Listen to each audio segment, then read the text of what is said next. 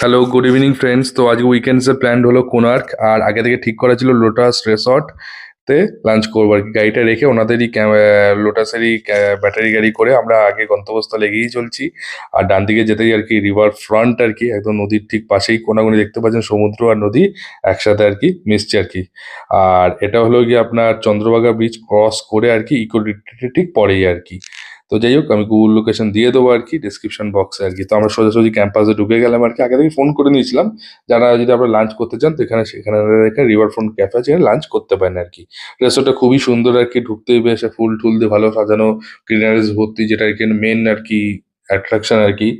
আর overall হলো গিয়ে এই সামনে যেটা দেখতে পাচ্ছেন আর কি, এটাই হলো গিয়ে সেই ওয়াটারফ্রন্ট গ্রিল ক্যাফে আর কি।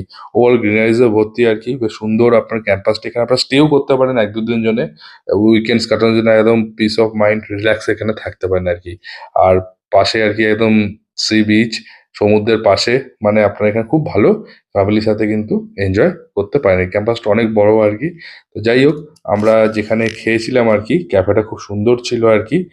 আর এই ক্যাফেটা আমি বলে রাখি যে এখানে আর কি দুপুরে লাঞ্চের সময় বেশ ভালোই ভিড় ছিল আর কি। জানুয়ারি মাস বলে আমরা এখানে এটাতে এসছি আর কি।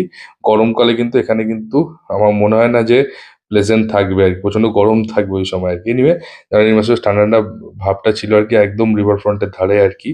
তো ওভারঅল, আর সামনে যেটা দেখতে পাচ্ছেন ইন হাউস যারা আর কি এখানে থাকেন তাদের জন্য আর কি। তো আমরা আলাকারে অর্ডার দিয়েছি আর কি। ওভারঅল কিন্তু আমি বলবো যে সিনেমাটা বেশ ভালো ছিল আর কি।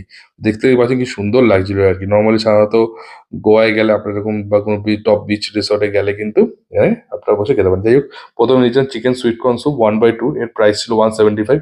সুইট কর্নটা খুবই ভালো ছিল আর কি, স্পেশালি বলবো কর্নটা খুব ভালো কোয়ালিটি ছিল, টেস্ট ওয়াজ ওভারঅল গুড।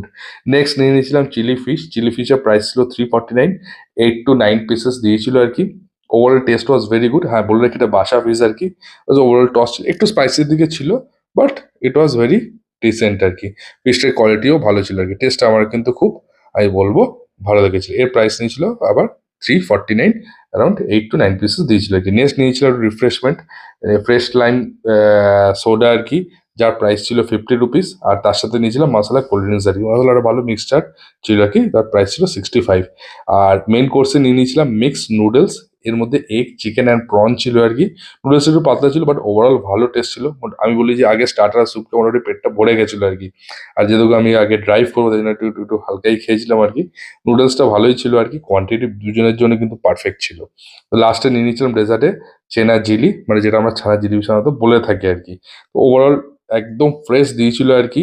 আর একদম মানে গরম ছিল আর কি। তো খাওয়ার পরে বেশ ভালো টেস্ট লাগছিল। দেখা হচ্ছে পরের ভিডিওতে। টাটা।